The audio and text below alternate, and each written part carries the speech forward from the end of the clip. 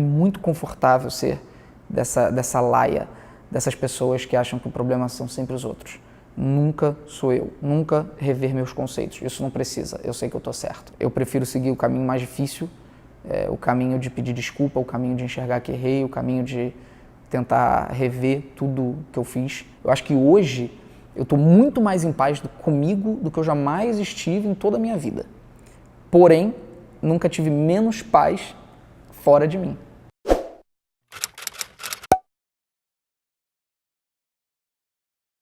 Eu comecei a gravar vídeo para o YouTube em 2010 e na época não existia youtuber, a expressão não existia.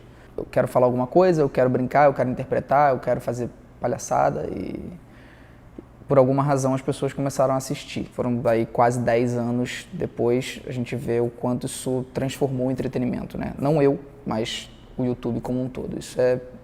Eu tenho muito orgulho de ter feito parte. Eu não me arrependo das coisas que eu fiz. Eu acho que se eu não tivesse feito, talvez eu não tivesse tomado porradas necessárias para eu poder questionar o que eu tinha feito e estudar. Eu era muito jovem quando eu comecei a fazer vídeo no YouTube e era muito jovem quando ganhei popularidade. Então, quando a gente é muito jovem, a gente é muito afoito. A forma como eu criticava, a forma como eu apontava as coisas, era uma forma muito mais violenta do que questionadora. Então, hoje eu vejo que a solução nunca está na violência. As pessoas adoram tentar descobrir se houve algum gatilho na minha vida que tenha mudado minha percepção. Foi lidar com o mundo, dialogar com o mundo e ler sobre o mundo, que foi me fazendo entender que, de fato, é muito fácil você ser reacionário. Muito fácil você enxergar os problemas do mundo e taxar tudo na conta da meritocracia, do mimimi, do vitimismo, mas aí quando você começa de fato a se interessar por pessoas, se interessar em conversar com mulheres, conversar com negros, conversar com gays e perguntar como é ser você, o que é ser você, e ouvir, não falar, ouvir, não tem como você continuar sendo a mesma pessoa, só se você for muito mau caráter. Eu decidi me posicionar contra o atual governo e muito mais ferrenhamente do que eu já vinha me posicionando, apesar de eu ter sido uma voz ativa nos veículos digitais contra o governo do PT, eu hoje me sinto muito mais obrigado porque o governo Bolsonaro ele representa mais do que apenas um desgoverno, mais do que apenas corrupção, mais do que apenas risco para a economia brasileira. O governo Bolsonaro ele representa um risco para as liberdades individuais e coletivas. Ele representa um risco da volta da opressão. Em 2019, qualquer comunicador ficar em silêncio perante tudo que está acontecendo no governo Bolsonaro e todos os riscos que ele representa, qualquer pessoa que opte por ficar em silêncio é conivente. Então eu faço a minha parte como qualquer cidadão minimamente lúcido está fazendo, que é tentar alertar a corrupção profunda no governo Bolsonaro. Uma coisa que o Bolsonaro nunca foi na vida dele, nem por um segundo foi liberal. Zero. Ele é intervencionista, ele é controlador. Por ele, a gente estava vivendo sob um regime de ditadura militar. E esse cara foi eleito presidente do Brasil por um surto coletivo do povo brasileiro, causado, não totalmente, mas muito, por conta de erros profundos cometidos durante o governo do PT. E eu fico no meio disso, né?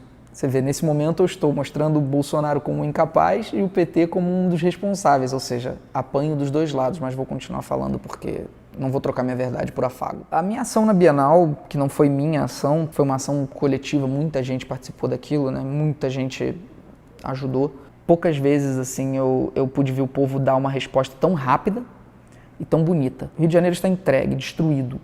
E o Crivella é um dos grandes responsáveis por isso. Ele sabe. E aí, quando chega próximo das eleições, ele decide caçar gay.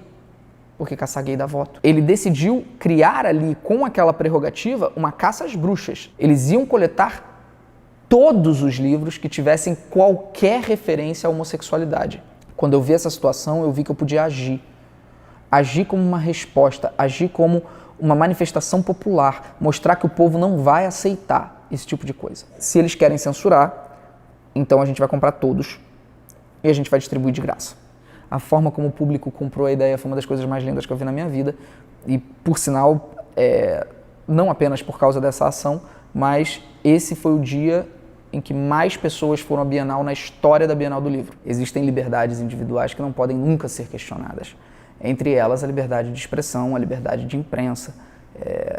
Todas as liberdades que dizem respeito à comunicação, elas nunca devem ser questionadas. Agora, sentir-se livre é um embate filosófico. É óbvio que eu sou livre. Eu não sou escravizado, eu não sou explorado, mas eu, sem dúvida, também tenho coisas onde gostaria de ser mais livre e não sou. Eu ando com segurança. Eu vivo numa casa onde dificilmente eu saio. Eu tenho medo de ameaças. Eu lido com consequências daquilo que eu decidi ser. Tirar minha mãe do Brasil foi uma das coisas mais difíceis que eu tive que fazer. E tanto eu quanto meu irmão ficamos muito mal com isso. Foi decorrente de ameaças, né? Ainda a gente está entendendo como lidar com isso, preparando o terreno para uma volta dela. Vamos ver quando isso vai acontecer. Tirar a mamãe de perto é bem difícil. Eu sinto falta dela todos os dias. Eu sou uma pessoa que todos os meus amigos falam que eu sou maduro, né? Que eu sou velho. E, por incrível que pareça, eu não me sinto adulto.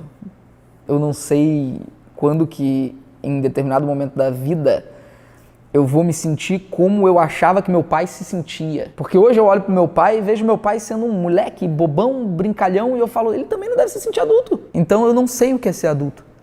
E eu posso falar uma coisa, eu espero nunca descobrir. Eu quero sempre ser isso que eu sou. Eu não quero nunca perder a minha jovialidade, minhas brincadeiras, meu jeito divertido de produzir conteúdo e tentar divertir os outros.